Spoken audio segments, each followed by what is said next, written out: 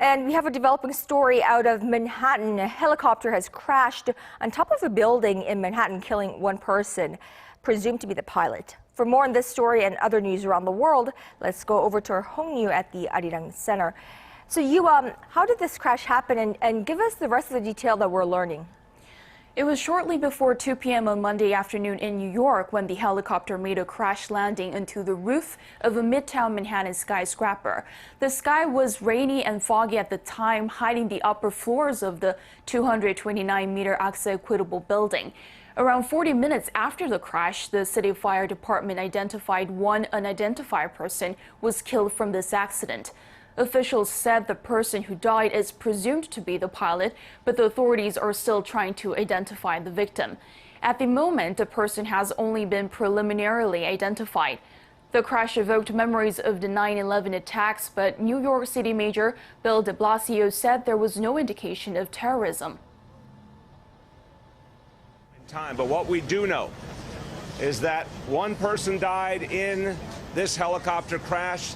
That person is presumed to be the pilot, but we are still waiting for absolute confirmation of that fact. There does not appear to have been any passenger in the helicopter, but again, we're waiting for absolute confirmation of that fact.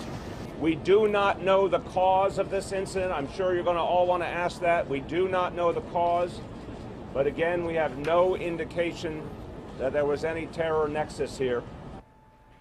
People who were in the building when the crash happened were evacuated, and the police have closed off a big part of Midtown Manhattan, including New York's iconic Times Square and many Broadway theaters.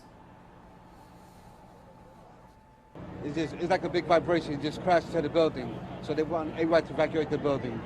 I was just doing what I was supposed to do, and I felt the building shake. There was a big shake. I thought something was wrong with the elevator at first, and then I seen everybody coming down in all of the elevators, big packed elevators, about 20, 30 people in one elevator. The National Transportation Safety Board has sent an investigator to find out what caused the crash, and the investigation is ongoing. U.S. President Donald Trump said the White House is working closely with New York City and the state of New York.